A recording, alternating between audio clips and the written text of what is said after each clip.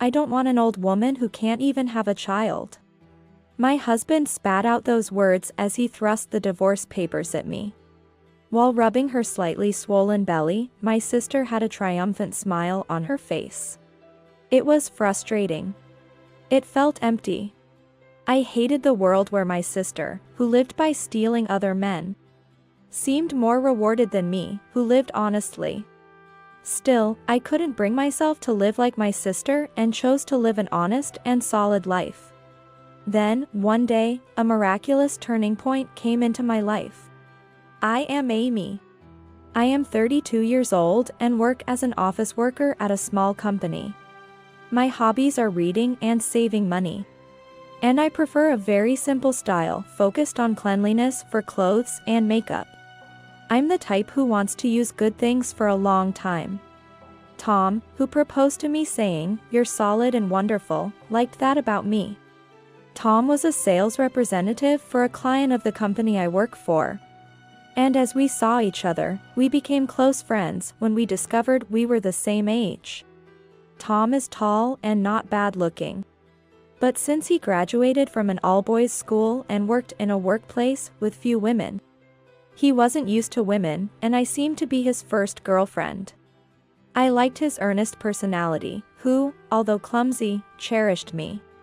Our marriage was smooth at the beginning. However, as I didn't get pregnant even after a year, dark clouds began to loom. I bravely went to the OB/GYN, and there was no particular issue with my body. I suggested Tom also visit the hospital, but he evaded with a vague excuse, "But I'm a man." He must have his pride as a man. But if there was a problem with him that could be treated, I wanted to work on it together. If it wasn't possible, it would be fine for us to just live together. But if there was a chance, I wanted to have a child with Tom. No matter how many times I appealed, Tom would respond vaguely, and seemed unwilling to see a doctor. Then, one day, my sister Kathy, who got married 5 years ago and is 3 years younger than me, returned to our parents' home. Kathy got pregnant by a 20-year-old university student when she was 24, rebelled against our parents who were against the marriage, and moved into her partner's home. She hadn't shown her face at all for 5 years. But it seems she divorced and left the child with the man's family. My in-laws tormented me, so I came back. I wanted to raise my son, but he was taken away by my husband's parents. She cried to Mom, but we don't know the truth. Because Kathy has always been good at fake crying and eliciting sympathy. Unlike me, who is plain, Kathy has a glamorous appearance and always wears trendy clothes. She has always lived a life with men by her side. When she gets tired of the guy she's dating, she makes him look bad and invites the sympathy of the next guy she's after. Then she switches to a new guy. So, I think there must have been something with her relationships with men this time. And usually, our mom would see through Kathy's lies. But perhaps because it's her daughter who returned after a long time. Or because she was weakened by our dad's death last year, she was swayed this time. Well, it's family, so it can't be helped. That's how I turned a blind eye. However, I would come to know that this decision was the worst after it was too late to undo. During the Easter holiday, as usual, I brought Tom to visit, and of course, Kathy was there. Kathy, who did not attend our wedding, was naturally meeting my husband for the first time. Tom, who is not used to women, takes a step back as the young woman relaxes in a camisole and shorts. But when Kathy saw Tom's face, her eyes lit up. "Wow, sis, your husband is so handsome." "What?" Both of us were stunned. Indeed, thinking back, Tom has the same type of delicate features as Kathy's previous boyfriends. "Nice to meet you, I'm Kathy, Amy's sister. Looking forward to getting along with you, bro." Yeah. Called a bro, in a sweet voice by Kathy, Tom turned red and looked away. During the meal, Kathy, for some reason, sat next to Tom, smiling and talking to him, and kept touching his arm and knee. Seeing my distress, Mom reprimanded Kathy, but she brushed it off with, "But I'm just happy to have a brother now." Tom turned to me with a face red for help. Reluctantly, we began to prepare to leave early. As we did, Kathy whispered in my ear, "Sis, you've caught yourself a good man." It sent shivers down my spine. In the car on the way back, Tom, looking drained, said, "Your sister is something else." So, I apologized, "I'm really sorry." At that moment, I realized Kathy had taken a liking to Tom. But I thought nothing would come of it because of Tom's lack of interest. However, for Kathy, who was experienced with men, seducing Tom, who wasn't used to women, was probably easy. By the next spring, Tom, with his arm around Kathy's shoulder, declared, "I love Kathy, so I want us to break up." Naturally, I was shocked and felt dizzy. That's unforgivable. Even if you don't forgive me, the fact that I no longer love you doesn't change. Why? Sorry, sis. But I knew the moment I met him that Tom was my destiny. Kathy. Forced to witness their infatuated gazes, I became infuriated. "Kathy, you. Hey, don't lay a hand on Kathy. She's carrying my child."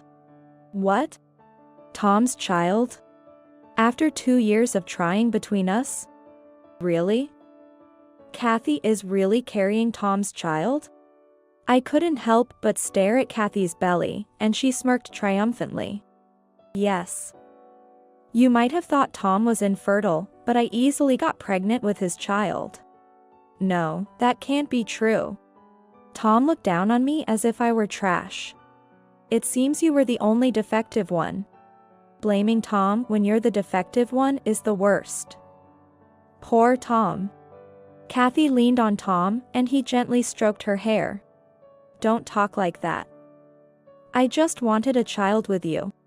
That's why I wanted you to go to the hospital. That was pressure. Not just about the child. You always talk about us saving and expenses for old age, forcing a poor lifestyle on me. I was sick of not being able to spend money freely like when I was single. You and your life are plain, lackluster, and boring. Tom's harsh words cut through me.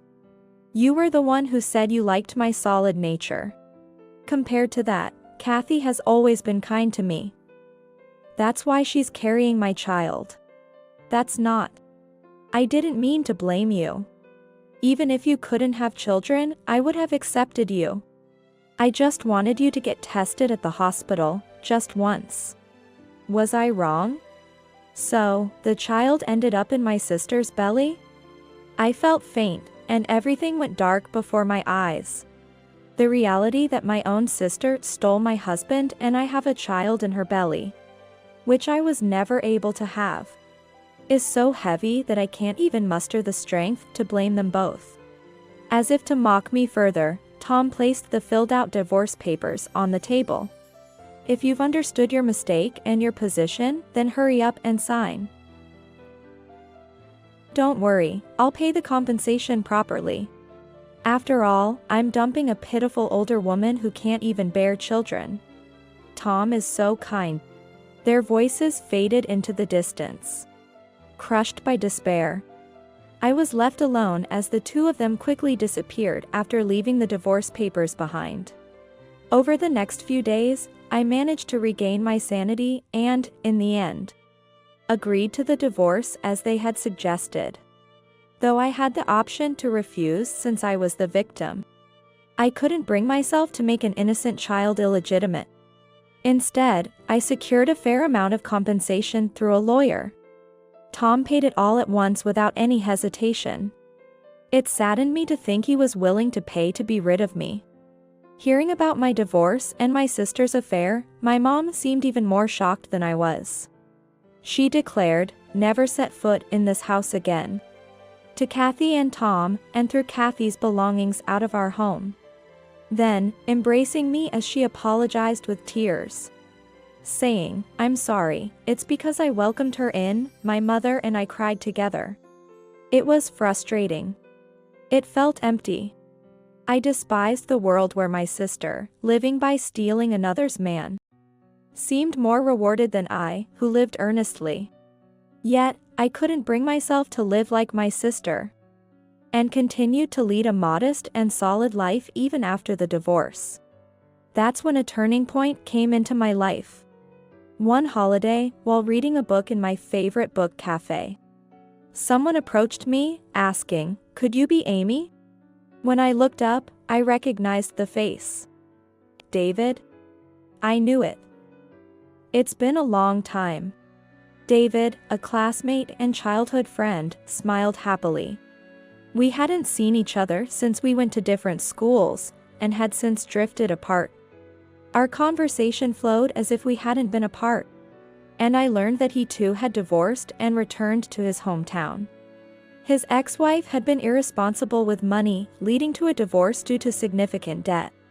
When I shared my own experience of my ex-husband and sister's affair, he was indignant on my behalf, which pleased me. Finding out we both enjoyed books, we hit it off and began seeing each other frequently, eventually starting a relationship. Both of us living frugally, we were confident that we could make it work. I mentioned that I might not be able to have children, but he laughed it off, saying we'd live happily together regardless.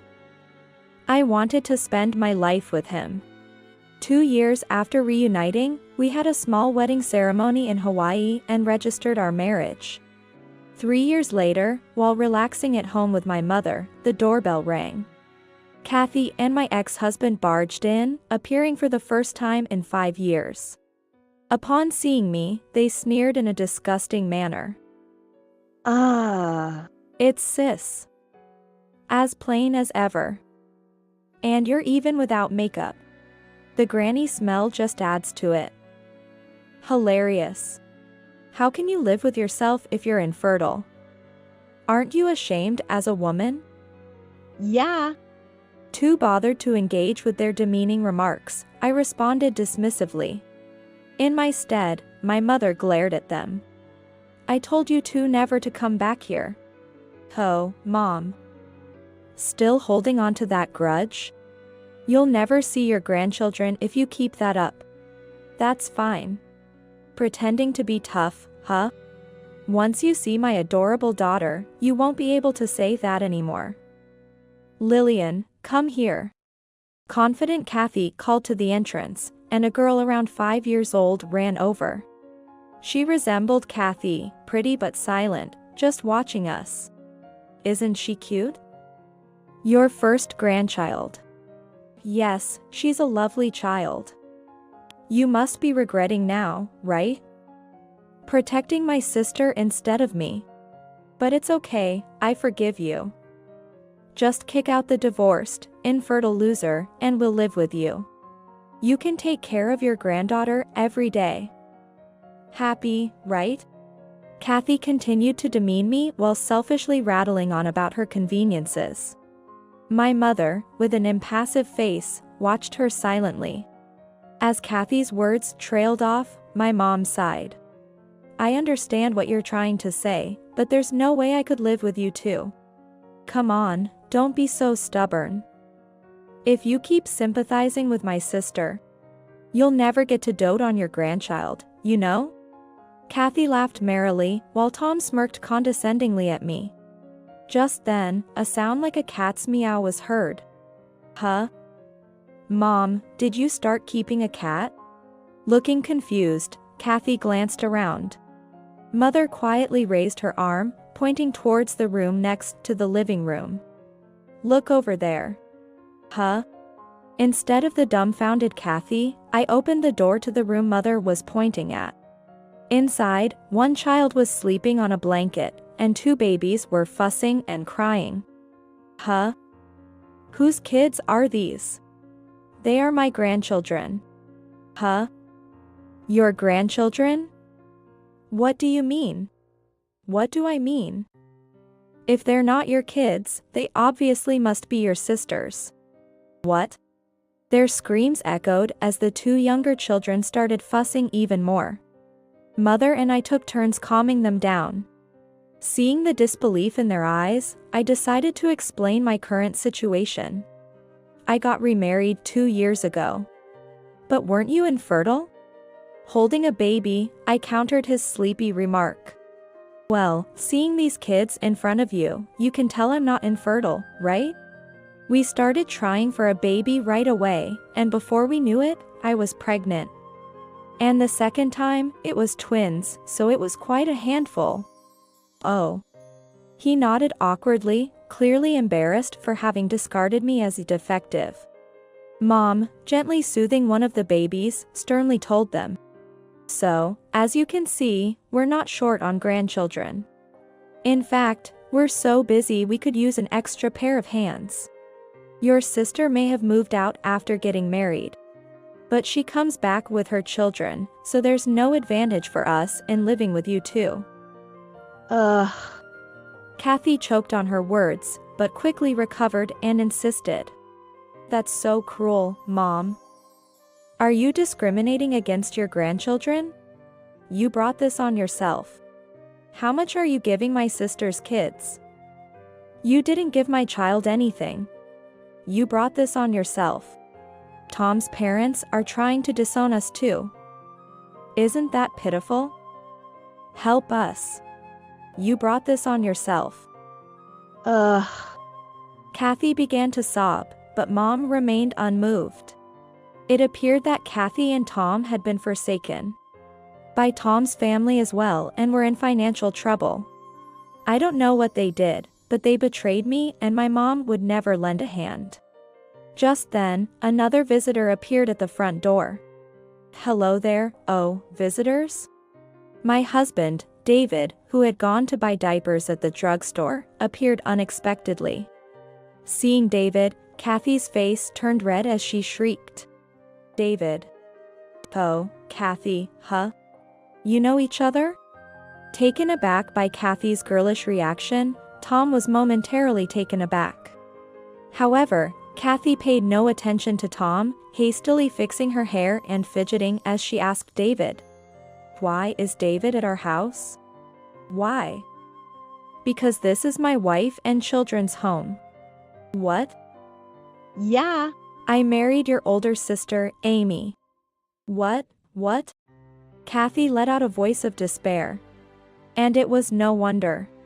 For Kathy, David was not only a childhood friend but also her first love, whom she had adored since they were kids. Even Kathy, who was skilled at manipulating men, reverted to a shy, adorable girl in front of David. Whenever David had a girlfriend, Kathy would lash out at me or recklessly pursue men in her distress. And now, her first love, whom she deemed inferior to herself, had married her plain older sister and even had children with her.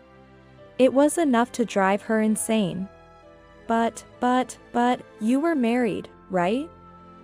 Did my sister seduce you? Of course not. She is not like you, after all. Kathy felt the blood drain from her face at David's cold gaze. I heard you went as far as having a child to steal Amy's husband. I'm disappointed in you. That's not true. David continued, I've heard rumors about you playing around with various men since we were kids. But I never believed them. You were like a little sister to me. But it turns out to be true. I'm disappointed. It's not like that, not like that. Please leave.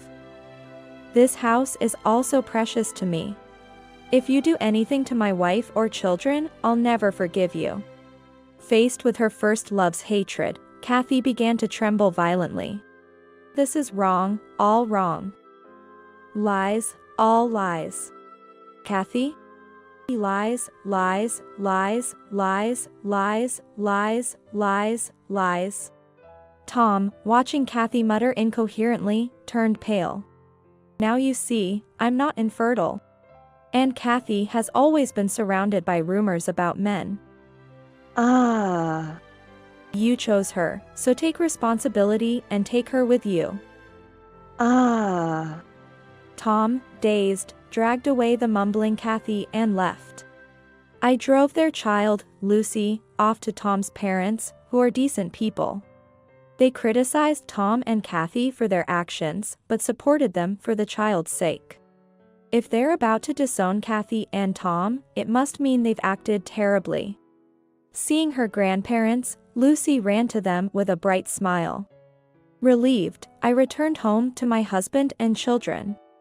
Later, Kathy secluded herself, then lashed out at Tom, left without money. Disowned by both families, and faced unjust treatment from his wife. Despite being labeled infertile, his ex-wife, who now has 3 children, succumbed to distrust and secretly conducted a DNA test on Lucy, which confirmed she was indeed his child. Perhaps it was just incompatibility that prevented us from having children. However, when Kathy found out about the DNA test, she exploded, further damaging their marriage until Tom, taking Lucy, fled and divorced. Tom had to grovel before his parents, but it seems they allowed him to return for Lucy's sake. I hope Lucy grows up happy under the care of her grandparents, who cherish her deeply. Meanwhile, Kathy, a stay-at-home wife with no savings, desperately searched for her next host. She met a man on an app who lured her with a lucrative offer, and she ended up being a part of the scam. When the man was charged with fraud, Kathy, who had assisted him, was arrested as well.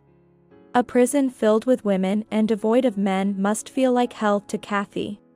The thought of her possibly facing a prison sentence fills me with pity, despite everything.